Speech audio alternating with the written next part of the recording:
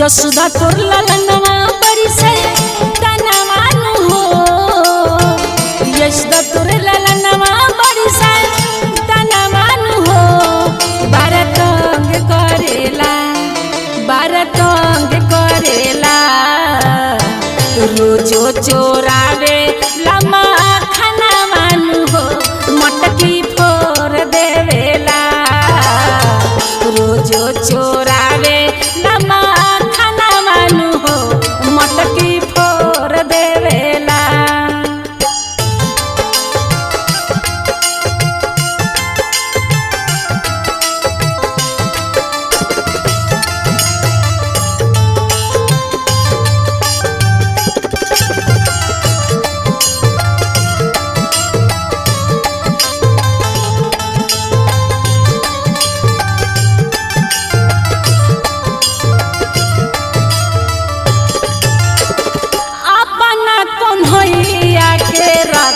तू संभाल के घर में वो घुस जाला कोठा छत फान के।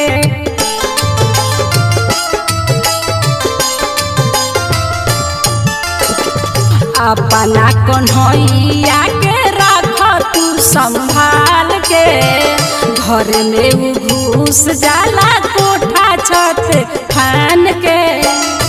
रोजो फोरे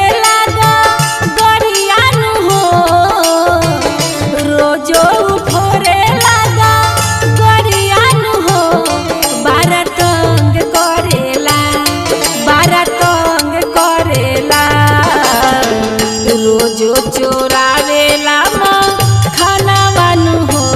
मटकी फोर देवेला रोजो चोरावेला खाना बानु हो। मटकी फोर देवेला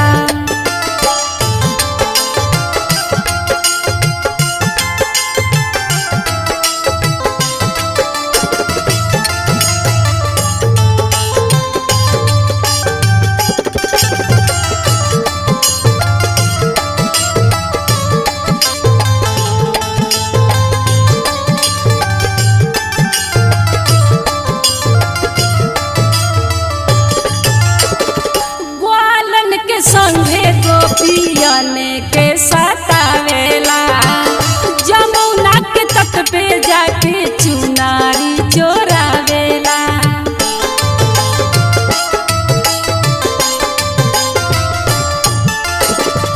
ग्वालन के संगे गोपियन के सतावेला जमुना के तट पे जाके चुनारी चोरावेला।